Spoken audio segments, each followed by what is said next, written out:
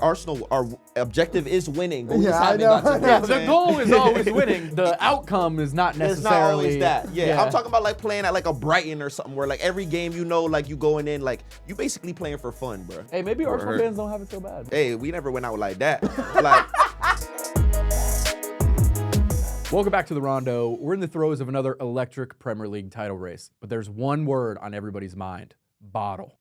Bro, don't be pointing at my right now. Like, we're in first place, bro. Don't try to do that to me. First place with an asterisk. For all the talk of choked leads and Arsenal's drop points, there's been very little substantive argument on what bottling actually means, if it's real, and if the title is someone's to lose. Today, we're going to find out. Bottling is a very British term, and you're a very British guy. So what does bottling actually mean to I resent that being profiled on this podcast immediately. But no, I mean, it's just the art of throwing something away in sports, isn't it? And it usually refers to soccer, and you should have won something, or the perception is you are about to win something, and you are now no longer winning it. It kind of doesn't mean anything. Like substantively, it's a psychological thing. Like you can't like tie it down, which is why it's interesting to talk about. Raheem, what do you think? Listen, man, bottling happens to a lot of teams. You know, I think it's really just a psychological aspect of the game, in my opinion. I think a lot of clubs that are in the position to win something, for example, sometimes, you know, you can't deal with the stress. There's a lot of things that happen in the season, whether it's injuries or, you know, managerial switches or decisions that they make that could go in, that goes against the favor of the team that's in first. But, man, at the end of the day, like Tom said, bottling is just throwing it away. But there's science. We're going to get There's into the science. But there's actual for science. sure. We're going to get into There's the science. actual science. We're going to get into the science. We're going to get into the specifics. But first, I think we should talk about a brief history of some of the most iconic bottles in world soccer that we can think about.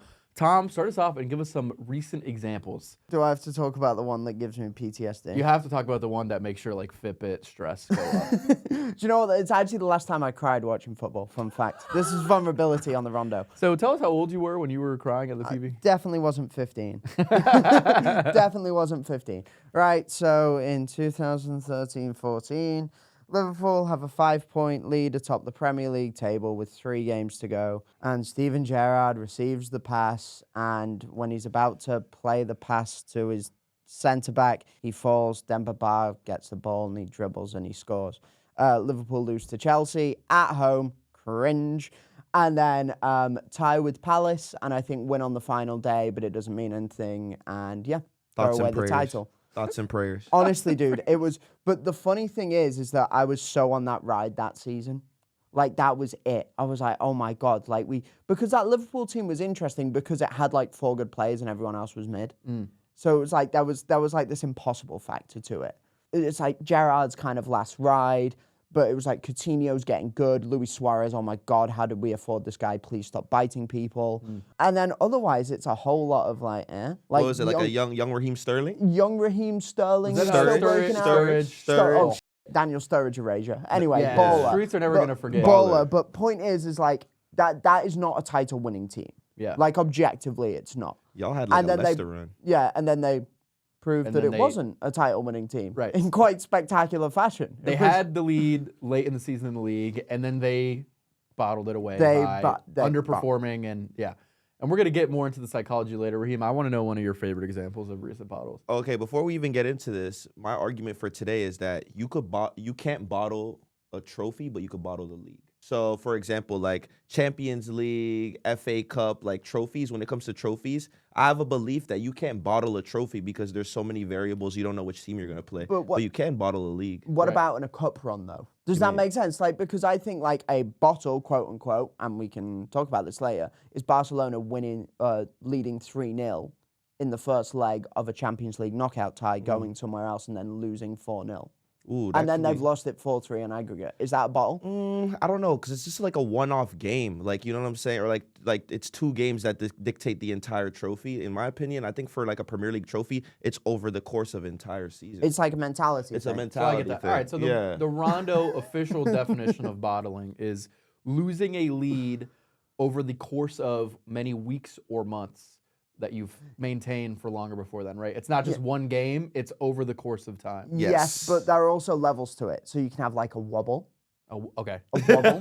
You can have a shake. You can have a I don't know, I need to think of a middle one, but then there's a bottle. Do you know what I mean? It like Yeah. builds up over time. We have one other bottle that I want to talk about specifically before we get into the next beat here, which is Dortmund in 2022-23. That one's particularly brutal, and I want you to tell us why. 2022-23 season, they are running away with the league. It gets to the final day, and I think Mainz, who they're playing at home, are about to go down.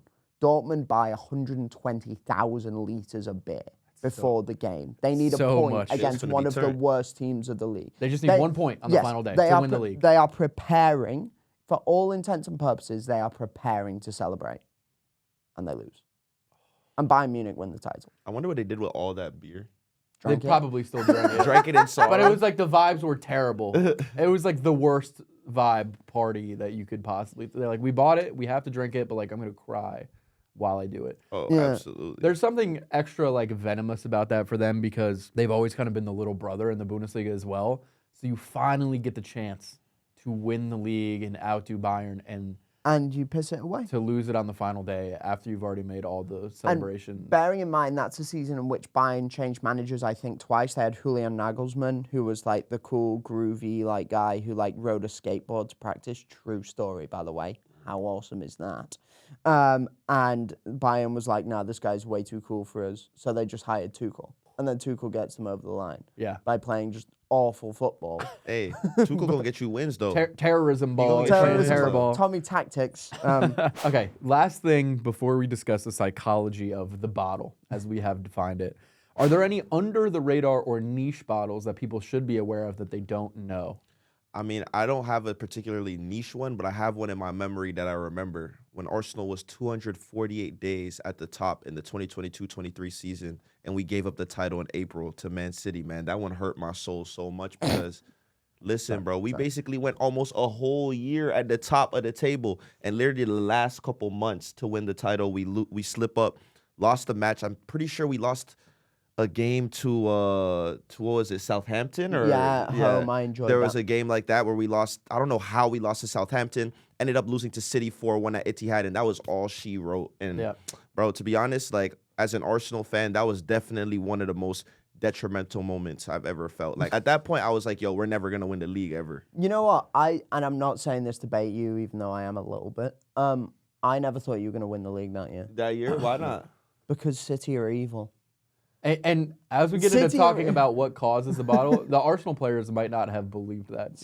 This is easy revisionism, right? But like that game at the Etihad, once they battered you, it's like It was over. Yeah, It was like, that's over. it. And It was over. there's still quite a bit of the season left there, wasn't there? For sure. Once you get your ass whooped by number 2 and you first place, Yeah, just know done. you might be That's- losing the title. That's bro. when the wobble becomes Yeah. the That's when the bottle. wobble- That's when you See? upgrade. See? Tom, you have an interesting example from the 1950 World Cup here. Oh, I love this one. So I was researching this episode, and it's quite funny because I'd heard this before. I think my dad mentioned this for some reason. I'm like, Dad, you weren't even alive here, but he mentioned it. But anyway, so the World Cup used to be in like a round robin format, not like knockouts. So it gets to 1950 quote unquote final. Brazil are playing at home at the Maracana. Yeah. And they need at least a tie against Uruguay To win the World Cup. to win the World Cup, right? And Brazil kind of throughout the course had just been cooking everyone. Like they're on fire. Uruguay still pretty good team at the time. They won the first ever World Cup. Fun trivia. Yeah. It gets to the final. They need at least a tie. The week before in training, politicians are coming to Brazil's training and congratulating them beforehand On winning the World Cup. on winning the World Cup Before the final game. before the final. And there is this law in which the head coach of Uruguay, like, allegedly says to the team before the game, like, lads, we're going to win this, except presumably in Spanish.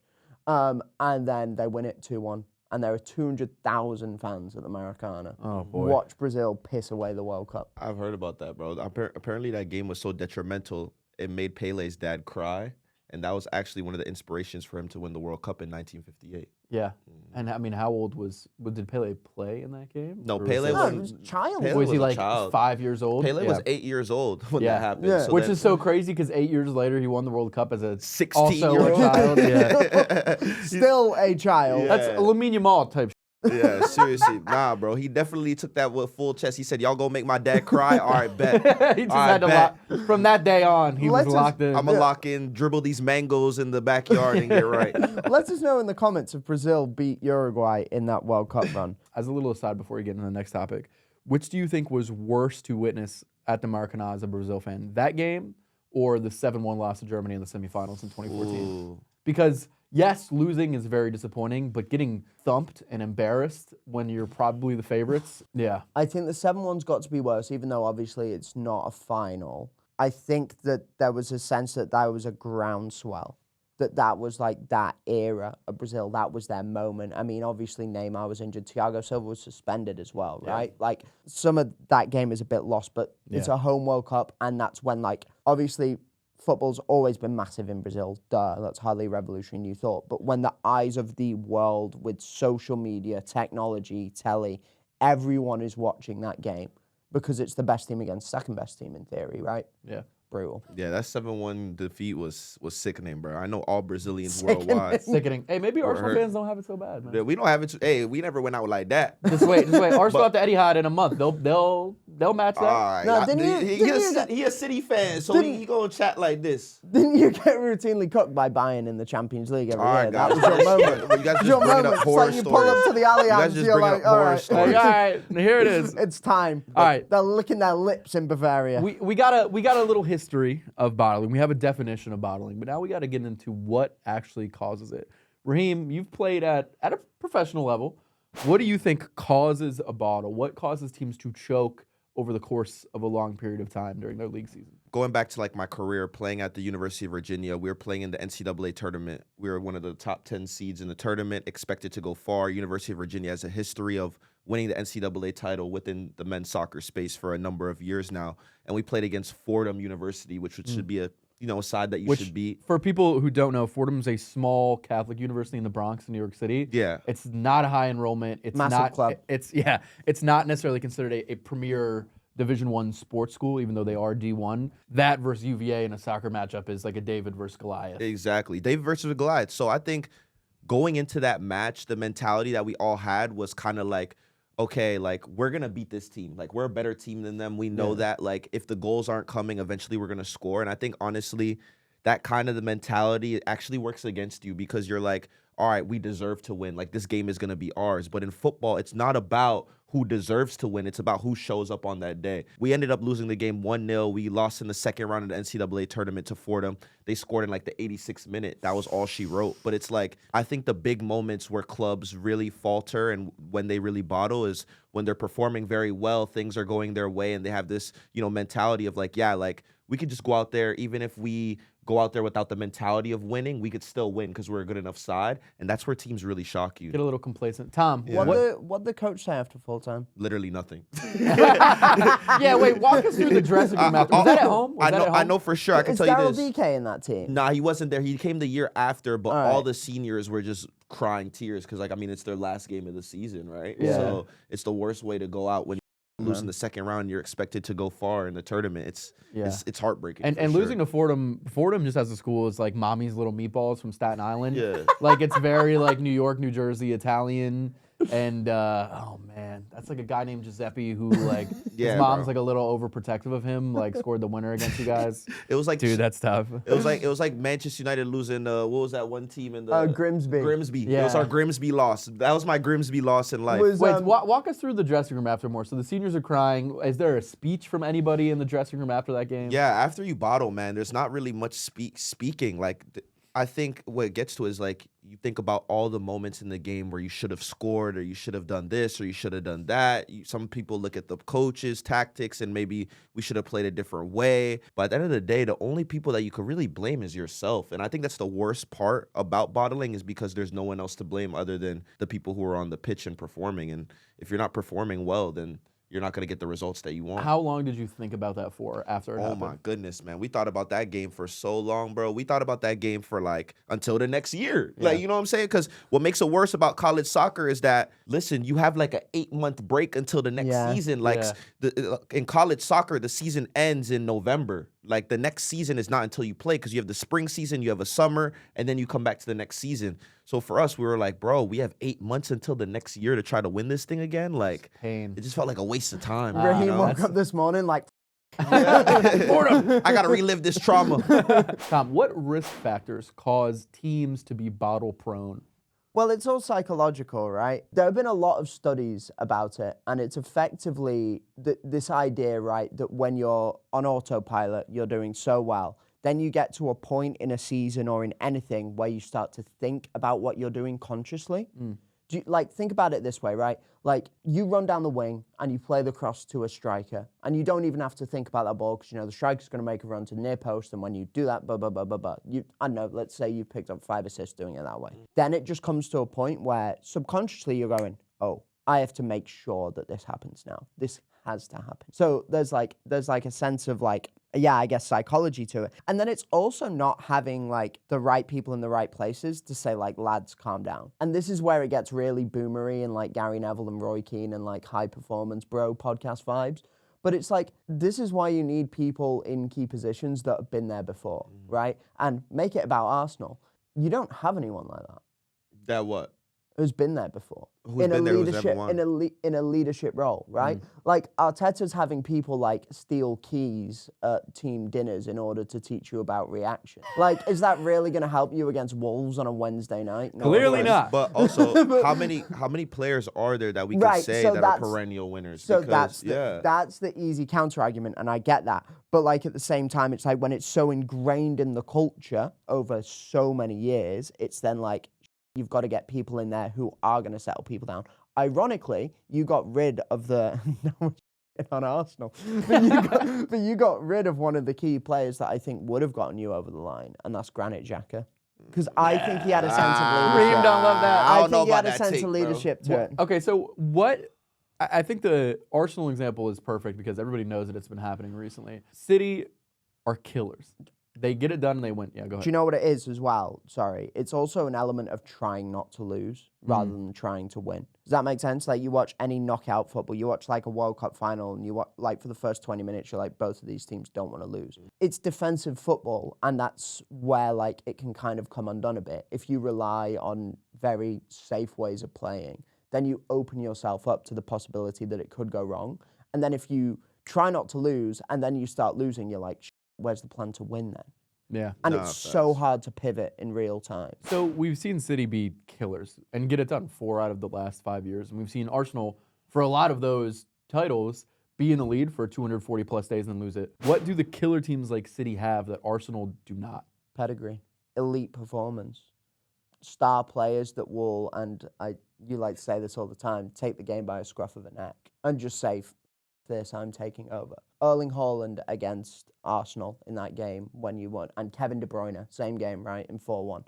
4-1 in 2022-23. Pep Guardiola managing this team, basically taking the piss throughout the whole 4, where he's like, I'm going to play this player at left back for no reason. And then he gets to spring and he's like, all right, guys, now it's time to start trying. And because he's won so many titles before, he can just do it. And everyone else rallies around that because you're like, oh, shit, that's Pep Guardiola. It's like me when I walk into a room, I'm like, oh, shit, that's Corbin Mill. Like, I get that a lot. Thank you, Tom. No, seriously, I think at the end of the day, like, I think it comes down to Pep Guardiola really, because what's so important to not bottle a season or to win when you're expected to win is leadership. If you have a manager that knows how to win and knows how to keep guys settled when things get difficult during matches. You have someone who can maintain the confidence of players. You got someone who's good at man management, telling players where to go, keeping them confident, keeping them having the ability to believe that they could win as much as just being able to win. You're going to be successful, and Pep Guardiola knows how to win. So it's one of those things where, like, once Arteta can get that winning feel, I think he can get that aura, but there's very few managers in the world like that that you could see where when they turn up and when they want to win a game, they going to win that game. So the perfect example is Carlo Ancelotti. Just gonna hit you with the little eyebrow raise. No, well, I mean, it's. I wish that I could do that. By the way, I wish I could, like. How sick would that be? Yeah, I hear. Just like gesture one thing. It's like I'll have like an unspoken thing. Like I'll snap my fingers and everyone's like, okay.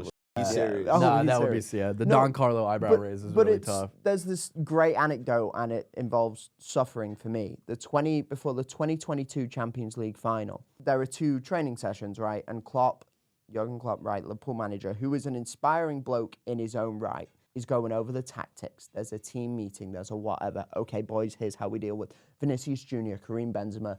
This is their midfield. Okay, Hendo, I need you to press Toni Kroos. Whatever, blah, blah, blah, blah, blah. Carlo Ancelotti had open training and asked all the families of the players to show up. and just said, this is our training session today. Okay, lads, we're going to go over tactics for about 5 minutes. Now we're going to set up. But otherwise, come chill. And then they played card games, and the kids kicked the ball around. They win that game 1-0. Liverpool battered them, but they win the game 1-0. They won the game, and that's all that matters at the end of the day. That's really interesting. Because Liverpool were panicking. Yeah. And Madrid just weren't. That was unspoken confidence that they can get the job done. Well, I mean, and it's funny, right? Because it's just like you see this in sports all the time. It's like it happens with the Patriots in the NFL to an extent. It happens with the best teams in college basketball. It happens with the best teams in whatever. It's like we will win because we are this team. And because we have an unwavering belief in the badge, the crest, the fans, the stadium, whatever. Like that was Madrid's thing in the Champions League. Or anything, we will win this because we are Real Madrid. Yeah. Doesn't matter how good we are. Doesn't matter that we have a Stoke reject, Hosselu, playing up front. We are Real Madrid. Right. We will win. So they have that inherent confidence that comes from a variety of factors. Can you teach that? No. How do you gain that then? So you have to get over the line once. You have to win. You have to like have that feeling and have the addiction that comes with it. Like think about it with Liverpool, right? Jurgen Klopp's a great manager. He loses 2 finals in his first year, right? Liverpool have to win what? Three full seasons without winning anything, and then they basically get handed it on a silver platter because it's Tottenham in the Champions League final that gets them over the line. But it's like, okay, we've won this now. We know how we can do it. We can do it. Right. Yeah. But that's why it's so hard on you lot. That's why it's so tough on Arteta, because you are facing the ultimate Premier League mentality monsters. No, absolutely, man. And I think another thing that a lot of people don't talk about as well is like you kind of have to have it as a player as well, like within you. I'll give a great example. Like Vinicius Jr. came to Real Madrid at 18 years old, 19 years old, didn't win a thing. Players were saying that on my mother's life, he was playing against them, like Benzema, like. That's how bad he was playing on the field. And then you get to a point where now we're looking at Vinicius Jr., couple Champions League titles, perennial winner at the club level, and he's one of the best players in the world. You can't say that Vinicius Jr. knew how to win titles when he came from Flamengo as a teenager. Obviously, he was in an environment that taught him how to win. So I think it all comes down to, at the end of the day, the environment that you're playing in, the club, where the club is within that, and how you're learning to win as well. Because if Vinicius Jr., for example, went to a smaller club where winning wasn't the objective, Arsenal. Wow, that's crazy. If he went to a smaller club like Arsenal, but Arsenal, our objective is winning. But we just haven't got to that. You know what I'm saying? The goal is always winning. The outcome is not necessarily. It's not always that. Yeah, I'm talking about like playing at like a Brighton or something where like every game like you going in like you basically playing for fun, bro. Like if you a Brighton supporter, you basically just playing so other big clubs can see you. It's basically a scouting match. It's like Nottingham Forest as well. They have a similar thing. You know what I'm saying? Anytime Nottingham play Brighton, it's just a scouting match, bro. It's just for the bigger clubs. They're not trying to win anything. Chelsea got like 10 guys there enjoying the hospitality, being like, wow, this pie is really good. I'm gonna give myself a drink at halftime. Show me a Paraguayan centre midfielder this instant. I'm telling you, bro, Nottingham Forest Brighton, that's an exit trial match, bro.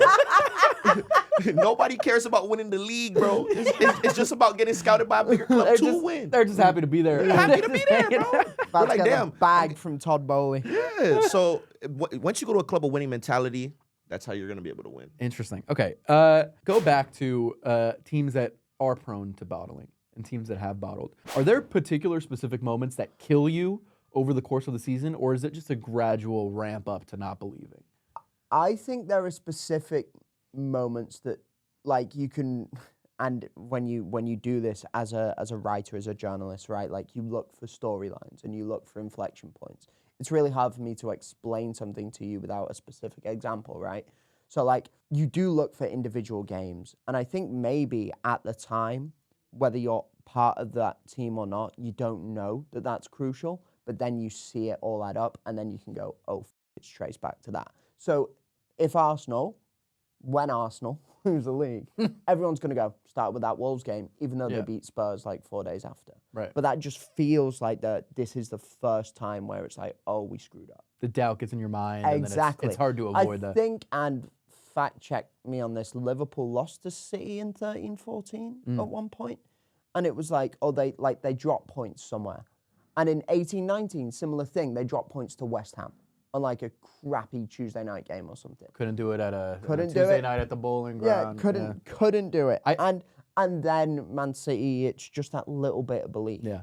I think that this also ties into the definition that we've made for bottling, which is that it is over the course of a season. Yeah. So everything counts the same. Like 3 points in the first week counts the exact same as 3 points in the last match day. You don't necessarily get that in knockout round competitions where it resets and it's a clean slate. You can think about a loss that happened 2 months ago and be like, oh my God, we lost that game. If we do that again, we're screwed. You know? Yeah, it's funny. I feel like we'll get to this and maybe we won't.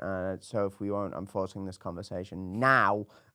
It's also a media thing, right? Yeah. Where it's like as soon as like the B word gets brought up to every manager, then the manager's got to immediately defend himself and it's on defense mode. It's like the players as well. Mikel Arteta gets asked that every press conference. Yeah. After Arsenal beat Tottenham, he gets asked if they were gonna bottle the league. He's like, bro, we just smacked the out of our rivals. And it's like, no, you're still gonna screw it up because Tottenham are relegation fodder anyway. Right. Like, what the man? Right, and Can't you guys win, lost. bro. You guys drew last week to a team you should have beat. Yeah. People are going to think about that regardless of the results. that come Remember that? after. Yeah, yeah. It's like, dang, bro, let it go. why you bringing up old shit? Raheem, what's it like being in that high pressure spot as a player? I mean, you've been there at a bunch of different levels. Yeah. A good explanation I could give during the 2017 season when I was playing at University of Virginia, we played in the ACC final against Wake Forest. And like at the time, Wake Forest was #1 in the nation. Like they were the #1 seed in the country. Them and Stanford were kind of like the two teams. Stanford had an era where they won like 3 or 4 national championships in a row, starting off with Jordan Morris.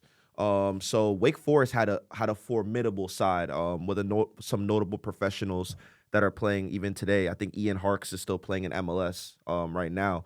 But going into that final, we were actually projected to win that game. You know what I'm saying? And I think So Taylor Parks effect. I think I felt the effect of a team playing too safe. Like I think our manager, we should have came out with Wake Forest from the get-go, came to attack them. But in our sessions leading up to the match, we were very defensively orientated towards how Wake Forest was playing instead of implementing our own playing style, like how we did the rest of the season. And I think that dramatically affected the result of the match because one, you kind of go into the game with the mentality of that, like you're the lesser team when your manager's like, oh, okay, we're going to start off playing this formation, this shape that's a little bit more defensive. The striker's going to worry about marking the number 6 so that he's not able to get the ball. And then you're like, all right, we're focused so much on the defense. What about our style of play? What about enforcing it and coming towards that team in order to win the match? So I think with that game, I honestly just didn't think our coach came at a way of a mentality of winning. And I think that's something that goes unchecked in football is like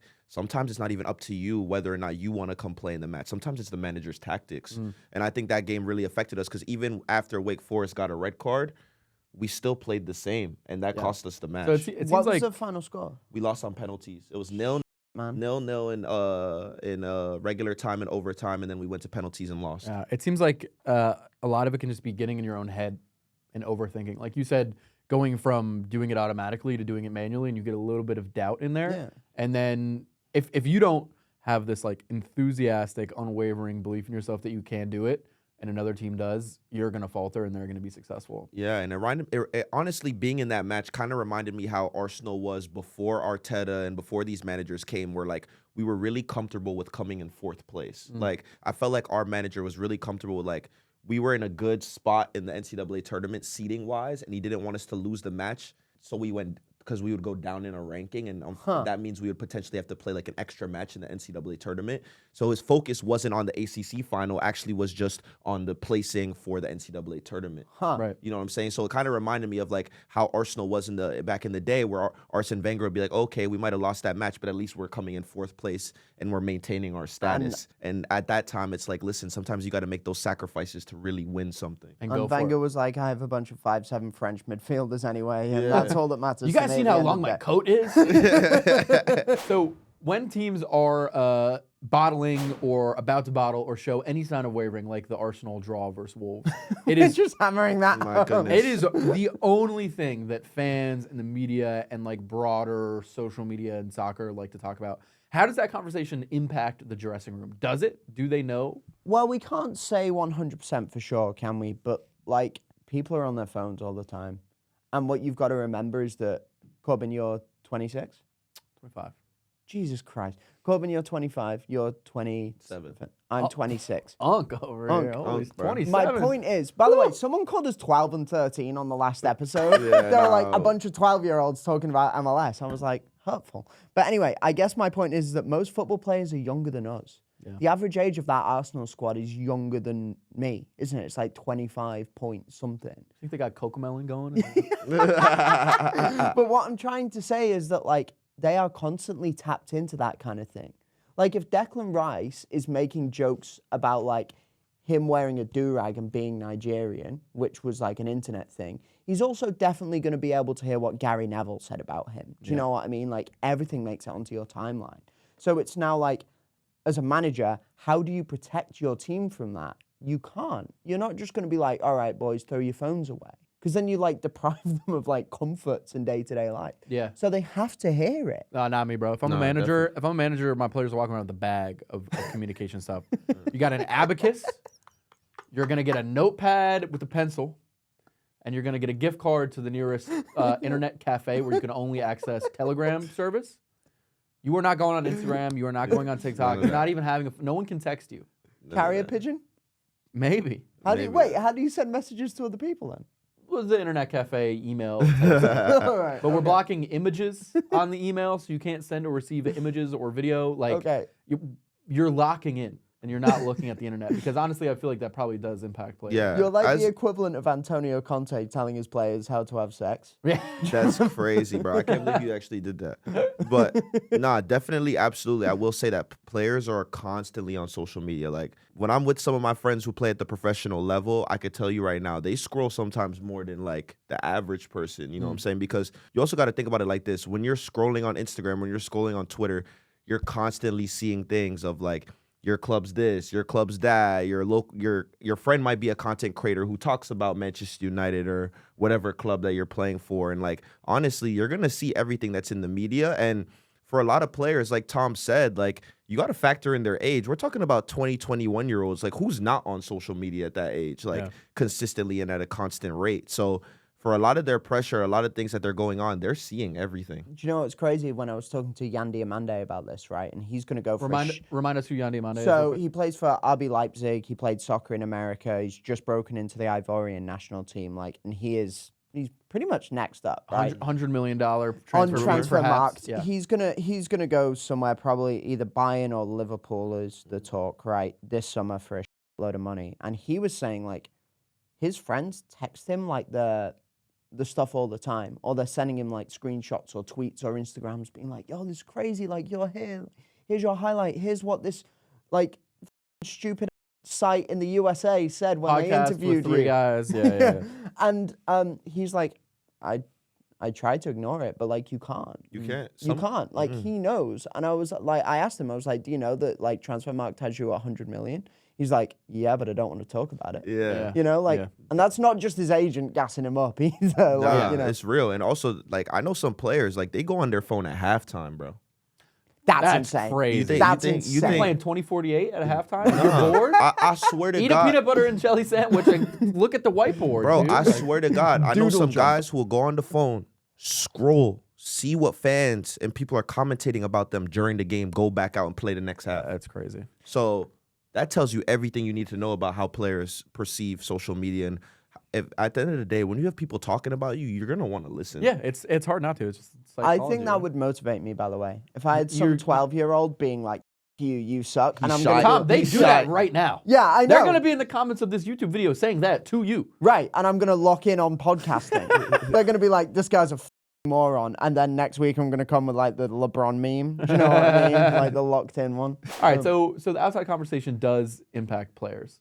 And it I has to think so. impact managers as well. It's just, you're just human, right? Well, yeah, and it's different, though, with managers. If you think about it, I think someone did the maths, and Ange Postecoglou did, like, hundreds of press conferences at Tottenham where he's getting peppered with the same questions every week. And you're just constantly on defense mode. And, like, look, Tottenham was shite last year, even though they won the Europa League. But he didn't get any time to take any credit for any of that. Because it was, after he won the Europa League, it's like, one question that says, oh, congrats on winning the Europa League. You're in the Champions League now. Then it was, you're going to get sacked. How do you Yeah. feel about your future? Yeah. Seriously. Should we be worried? Are there any updates coming? Have you talked to the owner? And he's like, bloody hell, just mate. won I've the- just won the Europa. Same thing with Arteta, right? Like, you are playing really well. You should win the league. And all of the questions are like, how's the psychology in the dressing room? When Declan Rice tapped his head before conceding and then Oh my that God. was so funny. But then it's like, how did that make you feel? And he's like, dude, this isn't a therapy session. Like, I'm just trying to like give me some credit. But that's also the problem with the English media, man, is that they are so thirsty for that. I think media in general, bro, because even in Spain, they're insane. Spain, though, is different than English media. English media, they'll just comment on the game, what happened in the game. If you played, you're going to have to accept it. In Spain, they talking about your family, your stepmom. They know all the info. They know your address. They know where you live. They know where your baby was born. Like, the media in Spain is completely different. But I definitely will attest to that. I think another big thing about the media as well is that, like, yo, they're so unforgiving. Like, you could win a title, and if it's not what you're expected to win, like, it's over. Yeah. Do you They're know gonna what? roast you, and you get more interviews as you're doing worse. That's Yeah. the worst part. Like, Yeah. you know how many interviews I seen of Ruben Amorim as Manchester United was getting more ass? It was like you would think you would see less of him because Yeah. he's losing. But the more and more that Manchester United was folding, I seen a new Ruben Amorim clip like drop every day. It is kind of bro. a reverse insane. incentive, right? Because Yeah. I mean, as consumers of this, I love watching content about Arsenal Yeah. choking. It's awesome. and yeah, it creates the reverse incentive. for Okay, people City to- fan. Yeah, Yeah, I we was- get it. I was smoking on that United pack week in, week out. Like, Yeah. that was it. But Yeah. the funny thing is you bring up about narratives, this idea that you can be a bad champion of something. Have you seen all this? Dude, That Liverpool were bad champions last year? Because they're doing bad this year. Well, You won. no, because they won the Premier League, but not by getting 99 points. That's they finished crazy. with And like that's low just- 80s, and that makes them bad champions. That's mostly ridiculous. because they were drunk off daiquiris the last like 6 weeks. Yeah, like they God were. forbid. God forbid. But yeah, like, you know, back in the day, like, I think I saw someone the other day call like Mourinho's Chelsea from 2005 bad champions because they didn't get that many points, and they like. Did they and only concede like 15 goals or Yeah, like 30 goals? but they were or something? bad champions because they didn't score a gajillion You're goals. never and gonna get make- 90. Yeah, You're never people going to happy. make the streets happy. that's what they're going to say about you lot, by the way. Yeah. They're going to Even say if we win? Yeah, I Yeah. think they're going to say Arsenal are bad City champions. had an off They're year gonna or say whatever. that. Yeah. Okay. So we've defined the bottle. We've talked about what causes it. We've talked about what it's like to be in the dressing room, being a player for those moments. Now we got to talk about avoiding the bottle. All right, Tom, you're a manager. Let's just say you're Thanks. the Arsenal manager right now. Oh God. What are you doing to avoid that season-long choke of a title that you should win? Business as usual. Focus on football. Do all your high performance tech bro stuff and the speeches with the light bulb that you'd normally do and the heart holding hands. Like, that was fun. But like, whatever gets the players motivated week in, week out, keep doing it. And also, like, at the same time, you've got to be able to keep it a little bit light. And it's funny that I immediately switched this to Pep Guardiola, but Pep the other day was like, I want my players to get drunk and have a few bevies, like after winning. Like, but that's got to be it. Do what you're doing and then just keep it light. Because if you feed into the stress and the, oh my God, and the everyone's Garmin's going up to 100, you know, on the stressometer, that's when you choke. That's when you throw stuff away. So just chill. Yeah, I definitely think that football is nowadays, or even before, football is 90% mental, man. Like, as much as what you could do on the field, there's so many good players. The margins of how good the players are very, very small. And sometimes it just comes down to like how you're feeling on the day mentally. Like, everybody in the Premier League could do skill moves, they could perform well, but at the end of the day, like, you have to go in that match knowing that you're going to perform well. Like, But- you know what I'm saying? That mentality of being able to just perform under pressure, a lot of players can't do that. Like, I know so many players who could perform well in training, but as soon as a match comes that is of importance, they can't even lace their boots without wanting to just crawl into a hole and die. You know what I'm saying? Because the pressure is just too much. Well, yeah, but that's true. The thing is with Arsenal this year as well is that what you're getting chased by. Like, when you know City are coming after you, dude, like that's levels. Because you know that it's not like, oh, we've had a wobble and, you know, like this okay team who's maybe won once or twice is after us. It's like the super evil juggernaut with Pep maybe managing his last season, with Haaland maybe finding a bit of form, with like all, like Marmoush is now scoring goals. What is it? Nico O'Reilly, like just cooked at the weekend. You know, like there are so many things that seem to be going their way, and it's like, oh. I think I will say this though about Arsenal is that we've already been through this. Like we are talking about 2022, 2023. Like it's not anything new to see City on our trail. Like we've been through this Right, for but the you past didn't- you 3 or didn't 4 win. years. Yeah, but you and we didn't didn't win win. it, man. And we didn't You win. didn't win. Exactly. But what I'm saying is that we should have been learning our lesson by now. Like if we don't win the league by now, some serious questions have to be asked about Arteta and the squad, because it's like, if you've already experienced it, you've experienced the L, you know how bad it hurts. You know how bad it hurts to be on top of the league for a number of days and then fold, and then you do it again and again. It eventually goes from, all right, like, City's a better team, to then it's like, all right, there's something wrong with the mentality of the squad at this point. You start to really doubt if, like, the players and the characters really could handle winning a championship. Tom, do Arsenal win the league this year, yes or no? No, Man City do it on the Raheem. last day. Come on now. This is all I got to do, bro. Wait. He didn't even You touch the Nike badge. I almost kissed the Nike badge. And with that, thank you for watching this episode of the Rondo. Make sure you like, subscribe, and comment down below if you think Arsenal is going to bottle the title or not. And we'll see you next week.